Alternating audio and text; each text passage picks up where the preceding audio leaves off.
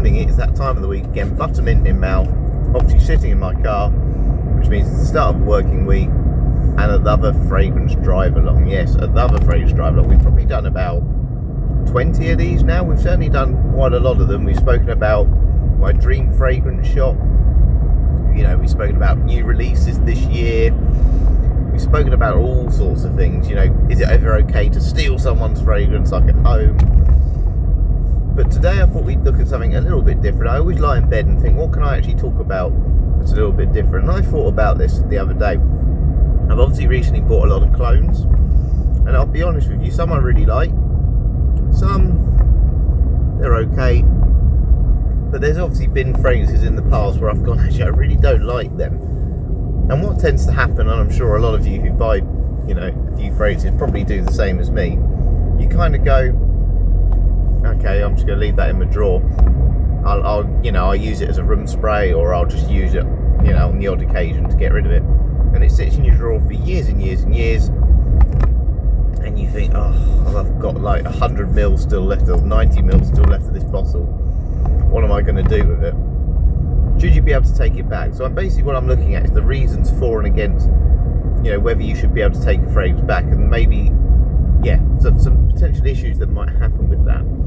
So first of all, let's just got to get into the sort of general thing. There must be a law, and I'm sure someone would be more in tune with it than me, around returning items. You know, I'm obviously someone who's bought running shoes in the past.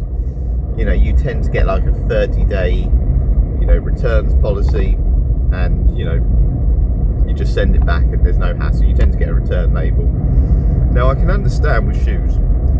You know, I've bought running shoes over the years that just genuinely aren't for me. They've hurt my feet, and it's so frustrating. And the one thing with shoes is you can't sort of grow into them in the same way. If they don't suit your feet and they're giving you blisters, you ain't wearing them again.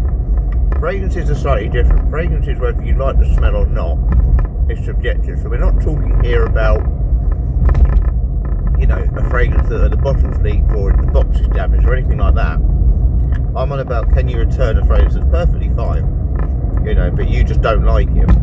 Now, I know websites like Notino, a long time ago, I bought my brother a Zaro Pour Homme Intense, and I got it for a reduced price. I think I paid about £27. It's normally like £34-35 because it was essentially unboxed. I don't think it had been sprayed, or if it had been sprayed, they kind of gave you a disclaimer that it might have been sprayed once or twice.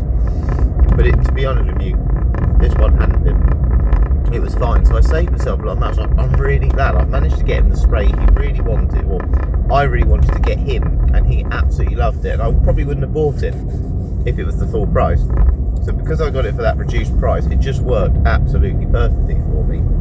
Now, that's a positive. You know, that's one good thing. But, you know, let's say you've sprayed it 20, 30 times, you've tried to like it, you're 20 mil down, you're probably not going to be able to take this fragrance back, are you? So you're going to be left, and I'll be honest with you, I'm left. I've got a lot of fragrances in my collection. I'm not a massive fan. I've certainly got others I prefer, so I just don't use it. You know, I just end up not using that fragrance. So do I think you should be able to take back, say, a bottle that's half full?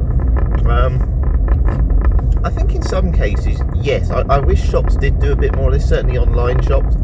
And the first thing I would say with that is because, of course, when you buy online, you can't normally try before you buy. There's some clone houses, Devane, they do a bit of a try before you buy, where you almost get like this free sample option.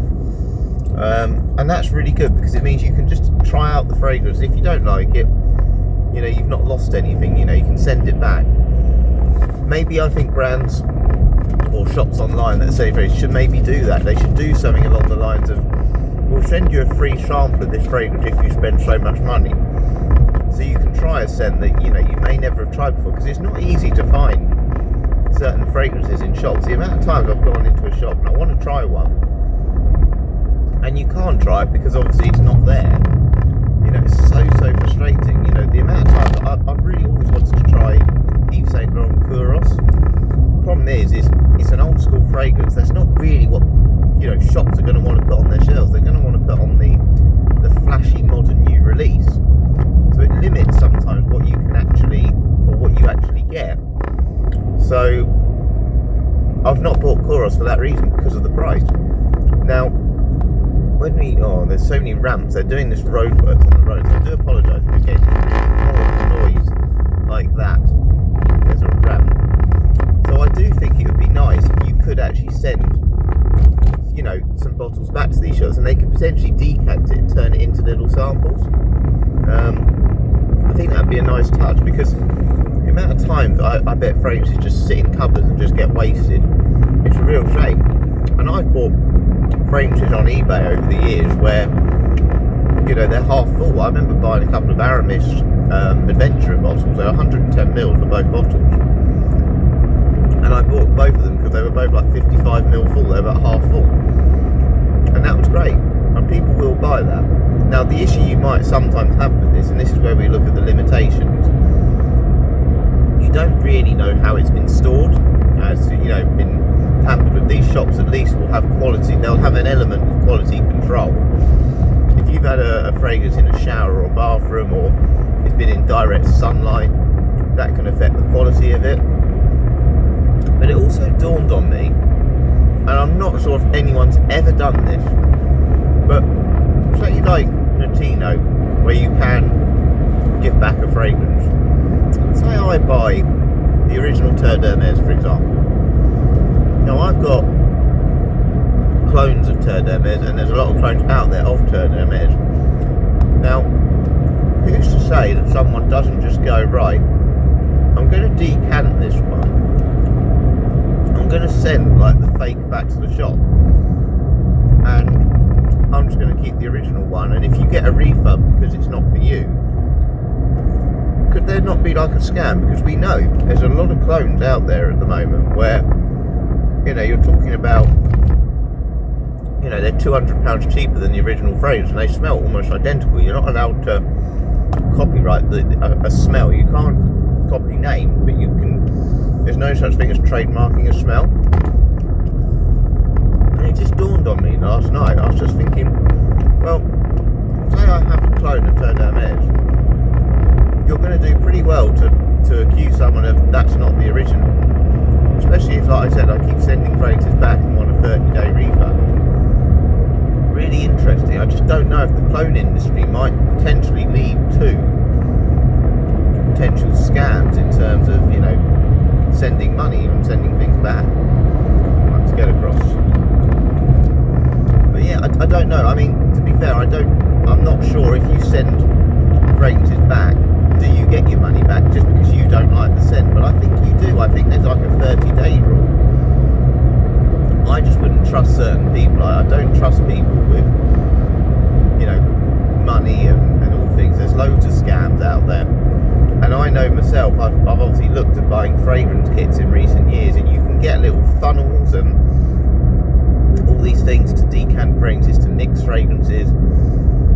How much do they quality test these things? How can they prove that that's not a clone? I don't know. I really don't know. But there are situations definitely where I think it'd be good to send fragrances back. I mean, for me personally, I don't really like. I started to grow on me Lush Pumpkin Spice, but I'll be honest with you, I don't like it again now, and I feel like, Lush are amazing. They recycle their bottles and everything. Could someone not use that? Would it be nice to, or maybe it should be the responsibility of the consumer, someone like myself. Should I be donating it to, certain charities? I mean, I'll give you a little story. My nan, I think I've told this story before, but when she first went into a care home, it really wasn't good. It was a terrible, terrible place. She wasn't there very long because she had a chest infection that meant she had to go back to hospital. And one of the biggest things was while she was clearing out her room, clearing out stuff, her perfume had been nicked. My mum knew it was because she bought her it recently. Completely stolen. Absolutely terrible. And we know these things do happen. But it'd be nice, for people with dementia, care homes, to maybe donate some sprays, because they can strengthen that, thought in your mind. So maybe it shouldn't be down to these shops, like Notino online, You know, there's a bike right behind me. People drive at 5 in the morning, 6 in the morning. People's driving is terrible, and do you know what I do? I just decide I'm going to slow down even more now, because if you're late for work, that's on you. You can probably hear him. But yeah, I just think, you know, it probably should be down to myself as a person, you know, also to play my part in not just wasting fragrances, but to be honest with you, not just buying a load of fragrances as well. You know, as much as I like it, it's a hobby. Sometimes, you know, did I need my 6 clones the other day? Probably not.